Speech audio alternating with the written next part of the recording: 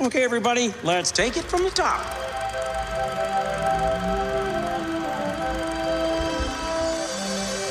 To all who come to this happy place, welcome. Hi, ho, everybody. Welcome back to D Plus Us Weekly, the show where we talk about shows exclusive to Disney Plus. I'm one of your hosts, Griffin L. Griffey D-Pad, and with me as always, the wonderful, the amazing Mr. Mitch George. How's it going? Bright Suns, Griffin. I am ready to talk all about this. Yeah, we're talking Mando. I got my N1 Starfighter ready. This has been sitting by my desk ever since I meant to show it last week's episode, because I built it last week. Kind of forgot it was sitting there until I accidentally knocked it down and had to rebuild it. It's been no time.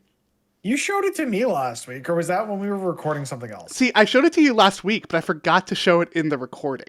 In the recording, yeah. Which is why I felt so dumb about it. But yeah, we're talking about The Mandalorian, folks. And you're continuing to break it, which you should just put the thing down.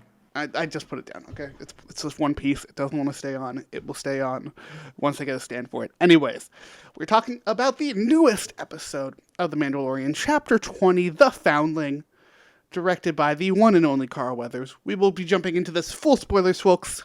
So if you do not want to be spoiled on the episode, go watch the episode. Come back. Have a good time with us then. Please go watch the episode before hanging out with us. With all that out of the way, Mitch, what did you think of this week's episode? You were both wrong. When you DM'd me that, oh my god, the next episode is titled The Foundling, so it's going to be all about, Din being a foundling, or Grogu and his journey neither continuing of them as a foundling, which kind of... Well, neither, both, but also two other people. But no, it was about a kid getting snatched by a giant dragon lizard bird thing. After he gets put in his goddamn place. Yeah, there is nothing I love more in media than watching a bratty bully kid get put in his place. And he will now end up being like the mentor to Grogu amongst the foundlings. I can guarantee it. Maybe. I can definitely see the helping aspect. I'm not sure if we're going to go full mentor, but he's definitely going to be on Grogu's side. It's weird watching this episode, and particularly watching Bo-Katan save Paz Vizsla's son. Well, there's that, and then just Bo-Katan starting to, I don't know if buy in is the right phrase, but she's starting to accept the way of the Children of the Watch in a way that I wasn't really anticipating. It felt, at least to me, I assumed this was going to go down a path towards a means to an end for Bo-Katan, but it does seem like she's kind of had this religious awakening with seeing the Mythosaur and is now kind of buying into the weirdness that is the Children of the Watch. Yeah, I think it's partial. I think part of it is also very much just self-preservation. Like, there's that. Her home has been destroyed. She is surrounded by these people. If she does anything to piss them off, she is not getting out alive. No. Like, there's that aspect of it, I think, which is a part of it, but Dave Filoni, the way he does these characters is like, this feels like a very big step away from how Bo-Katan has been, both in Mando but also in Clone Wars. So I'm really interested to see like what ends up happening with her. But I think the big part of this episode is talking about Grogu. I want to go back to that fighting scene, which first off, just that shot of all of like the Mandalorians training on the beach. It was a little much. I'm like, wow, I thought there were like 3, and there's actually like 45 Mandalorians here. So, I mean, that's, unexpected, but I guess I don't know. It just seemed kind of weird. It was like a kid was just playing with all their action figures and pulled all of the off-brand Boba Fett's out of the box. There was a couple there that looked suspiciously like with Boba orange Fett. Boba Fett and blue Boba Fett, and then green, but kind of an off-green Boba Fett. It's not quite Boba Fett, but sort of related. And it was kind of weird. Yeah, it was weird. But at the same time, it was still really fun to see just that many Mandalorians. I don't think we've seen like a crap ton of Mandalorians since season 1. When you have even then, it didn't seem like it was as many as it was definitely here. And I think the only time we might have seen more Mandalorians is before the fall of Mandalore, which we in looking back at Clone Wars and a little bit in Rebels, I guess, with flashbacks, but we've never really seen this, especially in live action. So it's nice to in Clone Wars, get a bit more scale. In Clone Wars, where one of the storylines is the fall of Mandalore. Yeah, the Mandalorian War. No, I really like this episode. I feel like we're on an upward track, like after these last couple episodes of me really being into this. Yeah, yes and no for me. I the last episode 100%, just because it was so not Mandalorian in a way that I really thought was refreshing after the first 2 episodes. This one, again, these runtimes are killing me. 28 minutes or whatever. I'm just like, no, I need more. Give me more, please. I would have loved more of the flashback. I know we're going to get more of that eventually, of how Grogu ended up with... I'm trying to even remember where the hell Grogu was when we first found him. I do not remember the name of the place. But no, I think the thing that is appealing to me in this season is that the story is so much smaller. Like, we went so ridiculously big in season 2. And I wanted them to pull it back to more of that season 1 feel. And we're doing that. That we are doing that in a way that I really, really appreciate. We are, but it's still, at least for me, feels a little too grandiose of... I'm losing a little bit of what made Mandalorian so special in that first season of it being a story of a father and son. And here we got moments of that in this episode with Mando kind of been like, come on, you can kick his ass. Just fucking do it already. Let's move on. And those moments are great, but I feel like they are fewer and far between just because we now have this Bo-Katan storyline with the Mythosaur and her discovering this religion and whatever the hell that was on Coruscant in the last episode, how that's going to tie back to Mando's story. It just seems like there's all these other plot threads that aren't necessarily like core to what Mandalorian was for me, at least, which was this, space Western father-son journey. And now there's a little less of that. I don't know. I feel like taking a smaller scale approach to. I feel like where we are was I feel like where we are was inevitable with this show. Fair. Like the moment that you decide that it's gonna be this religious cult, you have to tell a story around that. It doesn't have to be immediately, but you have to tell a story around that. And I feel like that's what we're getting here, and that's kind of why it's more interesting to me. Like, Mando feels a lot more grown up than it did in the first 2 seasons. Like, it does. There are moments of levity where it doesn't take itself as seriously, and then we need to send out a hunting party because this kid's gonna get murdered by the dragon bird thing. Mm-hmm. For me, I appreciate the stakes. The stakes are definitely. I'm starting to feel more of the stakes here compared to the way it felt in season 1, where everything did feel like it mattered. Season 2, it was kind of just like, things are happening. It is what it is. Yeah, for me, like, when I look back at season 1 and season 2, I think about, like, the big moments, right? Like, the big fights in season 1, like I mentioned, all the Mandalorians coming out of hiding and just wrecking shop on a town.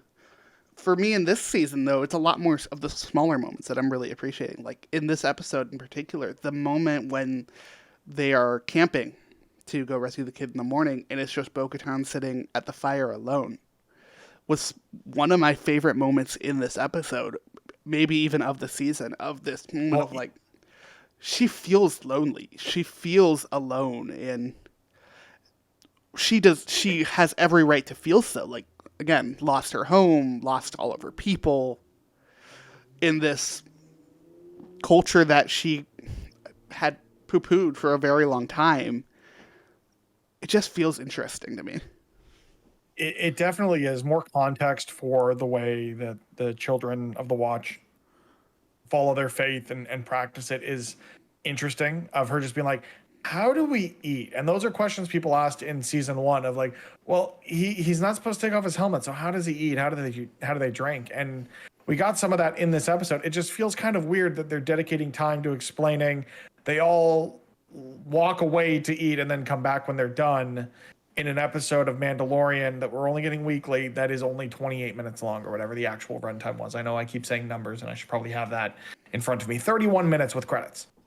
It seemed... I really appreciated that moment, but I would have appreciated that moment more if the episode had given me a little bit. I mean, the thing is, it gave me the action I wanted with the fight with the bird thing. I don't. And the chase scene. Do we know what that thing is? Yeah, it's probably got a name in Star Wars, but I don't know it. Yeah, I don't. I'm looking through the IGN review and I'm not seeing. Yeah, what's weird is we got a lot of action in this episode for us to like barely talk about action at all.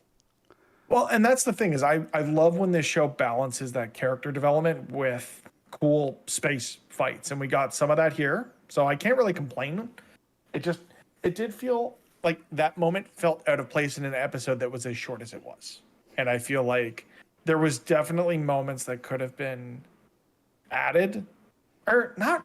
Like that's the thing is I'm complaining about the length, but the length was kind I don't of think it's the for length. what they were telling in this episode. See, I think what they see this season, and honestly, this is very much a Mandalorian thing, is they do things by chapters, and which has always been interesting to me as someone who also reads. Of the starting and ending point is not based on time. The starting and ending point is very much based on where the story goes by the end of that episode. I know. I'm just greedy in that I want as much of this in my eye holes as I can get. And then going from this and immediately after you and I wrap recording, I'm going to go watch the latest episode of Ted Lasso. And knowing I've got like an hour of just Jason Sudeikis being a great person with his own issues and talking European football because he has no idea what's going on. And it just warms my heart. And we are so like, we're sitting here nitpicking over Mando, but we are really, really lucky right now as people consuming content. We've got Ted Lasso going. We've got Bad Batch going. If you aren't watching Bad Batch season 2, do yourself a favor and catch up. It's phenomenal television, as well as Mando. So like we're pretty lucky. And we joke a bunch of like, oh well, we better get that Secret Invasion release date soon. But that's more just because we want Secret Invasion.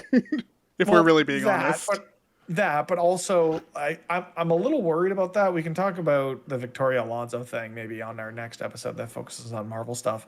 But I do feel like the current slate of Disney Plus Marvel shows is probably going to be hampered in some way from this VFX crunch we've been seeing across the industry, and with Marvel being a key culprit of it. So I am still a little apprehensive about Secret Invasion and about what else has been filming recently. Daredevil just started filming, which is good to see. Echo wrapped, Ironheart wrapped. Like I'm a little worried about Ironheart and Secret Invasion specifically because I feel like they will be a little more VFX heavy. So I'm curious as to when that might release. I don't know. The way that they're promoting Secret Invasion, it's like a lot of physical, what's the word? Stunts. Practical makeup effects. Thank you. Yeah. No worries. So we'll see there. But that's the interesting thing about that versus Star Wars is Star Wars always has the ILM effect. That is true, but Marvel ILM has also it too. Works on most Marvel projects these days, don't they? Mm-hmm. But like, when it comes to Star Wars, there's a special nature there, right? Like it's ILM in Star Wars. Well, that's the thing is like the effects on this season of the show have all looked phenomenal. This episode I think was really, really well done with the mix of practical effects with the climbing and the jetpacks. And then I love watching Grogu flip around. It's so fun to me. I could watch Grogu just waddle into a cave for 45 minutes and I would be happy. Mm-hmm. Okay. I remember. So when we were talking about the length of the episode, the only thing I wish we'd gotten more of, and we're going to probably dig into this now, is Grogu's flashback. Yeah, I really wish that we had honestly just gotten a whole episode dedicated to that because it was cool. First off, we got yet another. I hope we do get a Dave Filoni directed episode this season that will take all of these intermittent flashbacks, we'll stitch them all together into one cohesive episode. I fully expect us to get that from Filoni because Filoni friggin' loves Order 66. Yeah, I mean, he is responsible for tearing our hearts out over and over and over again, right? And he loves every second of it. Yeah, I'm quickly bringing up the Wikipedia to see if he's on deck to direct any episodes this season. He is not. Okay, so maybe it's a season 4 episode. Mm-hmm. That seems like something that either he would do. I could also see that being something that Bryce Dallas Howard would do. Maybe. But no, I think that was such an interesting storyline. Something we've kind of asked about a lot was, hey, how did Grogu get here? How did Grogu survive? And seeing did you expect the answer to that to be the voice of Jar Jar Binks? Because I didn't. I did not expect Ahmed Best of all people to show up in this show. Good on Lucasfilm and good on Dave Filoni and good on Jon Favreau though for bringing him back and giving him a meaningful role to play in Grogu's story, because for years, like as recently as last week, I saw the meme come across Reddit or Twitter or something of how did the actors keep a straight face, and it was Ahmad Best in the Jar Jar head and like being on set and acting out the role of the character. It's like, how do they keep a straight face? It's like, this guy put in so much work to make this character something that was lovable and approachable, and had its issues in terms of, the Gungans in general were kind of not well represented in the films. I think the Gungans were pretty well represented in Clone Wars, but it's just one of those things of he's always been a bit of a linchpin for the mob that is the Star Wars, hate brigade. Yeah, And like to these see Keller the only person who has had it worse by the Star Wars hate brigade versus him is probably, why am I blanking on names today?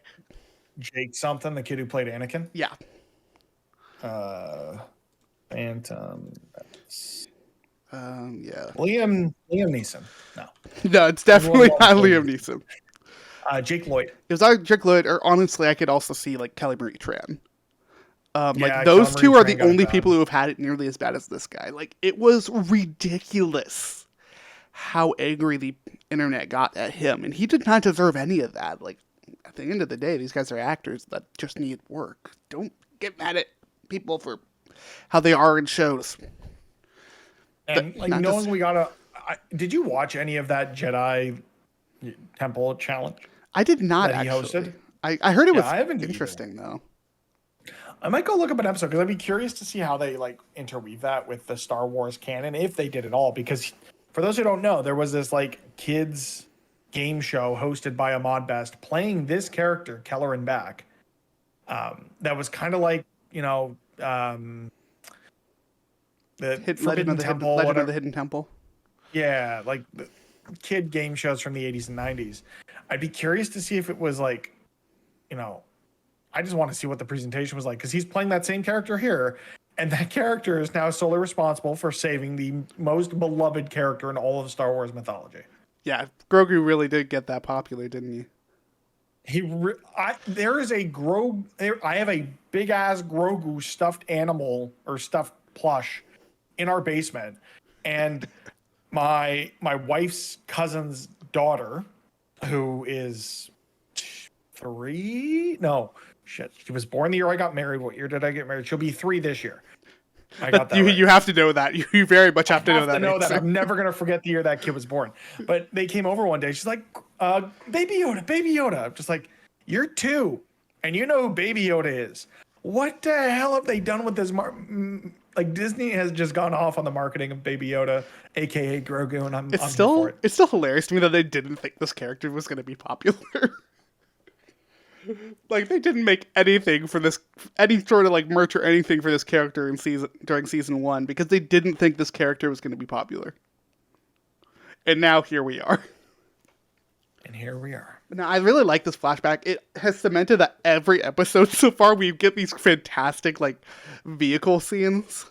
Like, this wasn't necessarily a dogfight, but it was, hey, you remember that really bad chase in episode 2? We're going to make a significantly better one.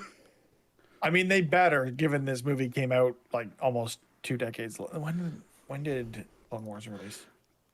Or Attack of the Clone Clones? Wars. I was going to say Attack of the Clones, which is the start of the Clone Wars. So, Griffin. The movie came out 21 years ago. So in 2001? 2002. 2002. Yeah, that's how numbers work. How you feeling? Old. So I remember watching that as a kid on DVD, not even in VHS? theaters. No, that was one that was on DVD. Yeah. Now, okay, was your family, at least in our household, I remember for a very long time, we would buy specifically the full screen version of DVDs. Do you remember this? The full screen versus widescreen debate? Yes, but it was when I was super young. Okay, so back in the day, before everyone had HD TVs, everyone had CRTs, and those CRTs typically were 4:3. So if you wanted the movie to fill the whole screen, you would buy the full screen version of a given film, where you would just lose the edges of the screen because they would just stretch. Yeah, it I to don't fit think it we in ever 4:3. bought those. Like, I remember the CRT, but I don't We think we ever bought the full only- screen. We only bought those. Half of my parents' DVD collection is full screen. I've got like the first 4 Harry Potter movies in full screen, and like X-Men in full screen, Tobey Maguire's Spider-Man in full screen, Dodgeball, because that's just a great movie. Yeah, that's a good movie. I think I have 2 copies of that one actually. Yeah, it was just a weird time to be watching movies at home. Home media was in a weird place. Bringing it back to Mando. We talked about this week's episode. Very fun. A little short. Still very fun. I'm so excited for next week's episode. First off, just because I'm really interested to see where they go with Grogu and whatnot, and with the flashback, with this talk he had with the armorer. But also, next week's episode is being directed by Peter Ramsey. Peter Ramsey, who, if you don't know, directed a couple of very popular animated movies. Directed Rise of the Guardians in 2012. More importantly, co-directed Spider-Man Into the Spider-Verse. I am very interested. Yeah. He's already on deck to direct an episode of Ahsoka. I'm very interested to see what this guy does. I don't think he's directed an episode of... I don't think he's directed an episode of Mando yet. I think this is going to be his first. He is not. No, I'm looking at his directorial credits, and this will be his first episode of Mando. Mm-hmm. So I'm excited to see what he does. Like, this dude knows his stuff. When you said Rise of the Guardians, for whatever reason, my brain went to The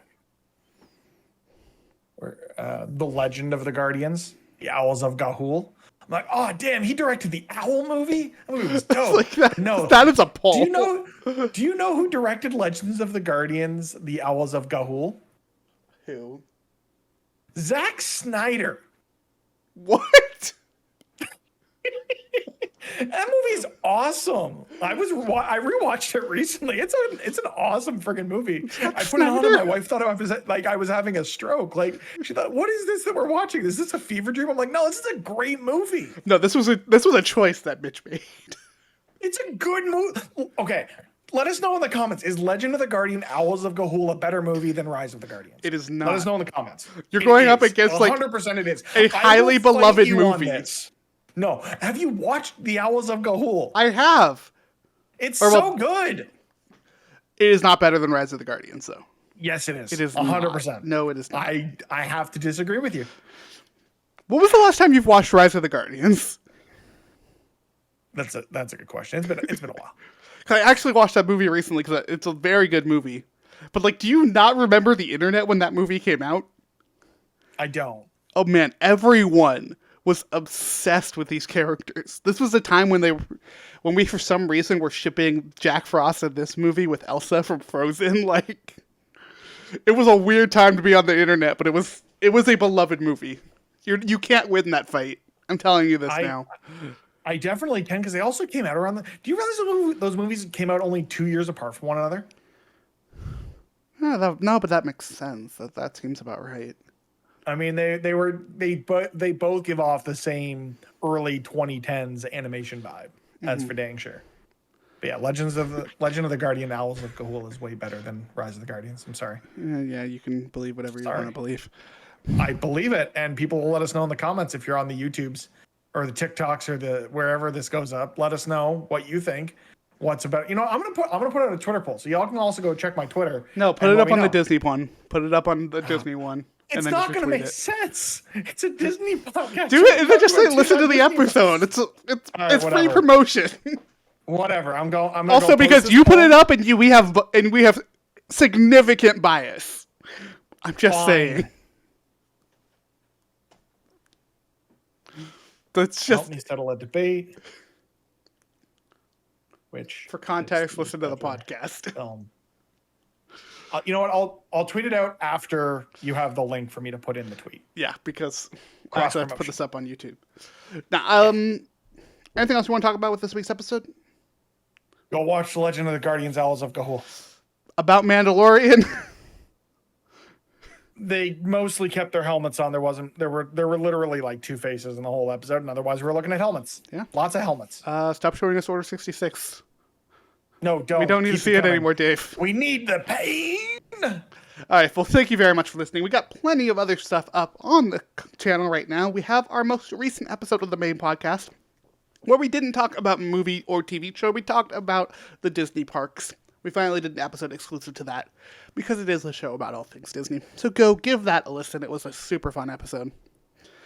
You can also check out the rest of the episodes for this series. We got plenty of that stuff up. And go check out our TikTok, also at D+S, because we get breakouts, we have fun stuff happening there when I remember to edit things. Mostly it's just us making fools of ourselves, which is kind of what we do here anyways. So go check that out. Make sure to subscribe to the YouTube channel as well, and follow us everywhere. Mitch, where can people follow us? You can follow us all over the internet at D+Us. It's YouTube at D+Us, Twitter at D+Us, TikTok, and then links to Mine and Griffin stuff is all in those same places. Yeah, go check those out. It's a great time. We're having fun here, and we hope you're having fun. We will see y'all in the next episode, but until next time, bright suns, and have a magical day. Did Hugh Jackman play the Easter Bunny? Yeah. Weird, man.